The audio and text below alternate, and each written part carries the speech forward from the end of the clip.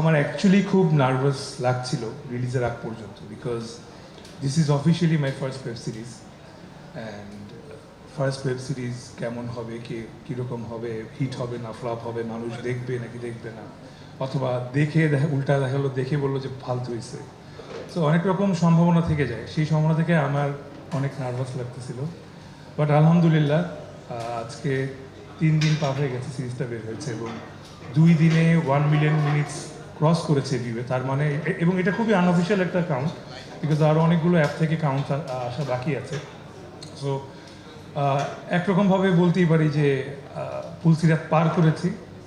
সিরিজটি মানুষ পছন্দ করেছে এবং দেশ বিদেশ থেকে আমার inbox completely flooded.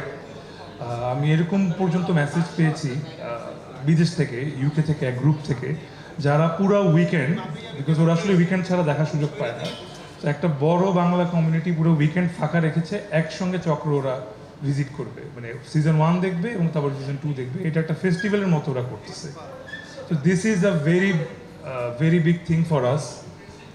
I want to thank চক্র ফ্যামিলির সবাইকে, প্রত্যেকে, প্রথম থেকে অবভিয়াসলি দ্য প্রডিউসার যারা আমাদের উপর বিলিফ রেখেছেন, দেন দ্য ডিরেক্টর যিনি এত চমৎকার একটা গল্প ফেঁদেছেন যার উপরে আসলে এত কিছু ঘটছে, তারপর অবশ্যই দ্য ওয়ান্ডারফুল কো আর্টিস্ট যারা এত চমৎকার অভিনয় করেছেন। আসলে এই চক্র যদি আপনারা দেখে থাকেন তাহলে আসলে র্যাঙ্কিং করতে পারবেন না কে কার চেয়ে ভালো অভিনয় করেছে, আমি নিজে বলবো।